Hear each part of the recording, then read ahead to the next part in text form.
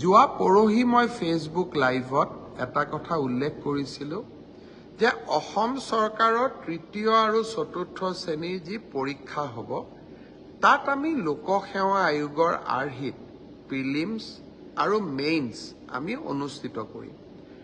দুই এজন ব্যক্তিয়ে মোক জনাইছে যে পৰীক্ষাত নতুন নিয়ম এই বছৰ কৰিব নালাগে, কাৰণ আৰু যিহেতু 2 মাহ আছে, গতিকে আমি পুৰণা বা আগৰবাৰৰ দৰে পৰীক্ষা পতাটো উচিত হ'ব।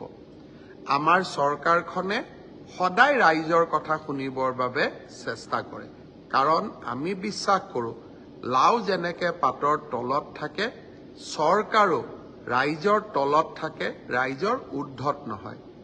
যিসকলে মোক এই পৰামৰ্শটো দিছিল, দুই এজনে অলপ গালিগালাজো কৰিছে আৰু কিছুমানে ভালকৈ পৰামৰ্শটো দিছে।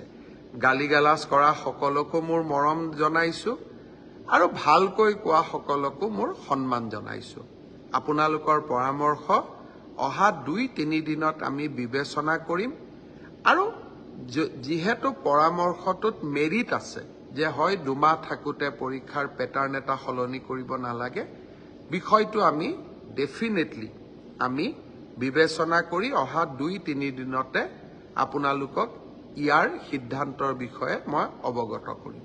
বন্ধু বান্ধৱীসকল, ভিডিঅ'টি চাই কেনে পালে জনাব, আৰু যদি ভিডিঅ'টি চাই ভাল লাগিল আৰু ভিডিঅ'টিয়ে আপোনাক অকণমান হ'লেও সহায় কৰিছে তে লাইক আৰু শ্বেয়াৰ কৰি দিব, আৰু এনে কিছু নতুন নতুন চাকৰিৰ বিষয়ে জানিবলৈ মোৰ লগত জড়িত হৈ থাকিব আৰু মোৰ চেনেলটিক ছাবস্ক্ৰাইব কৰি ল'ব।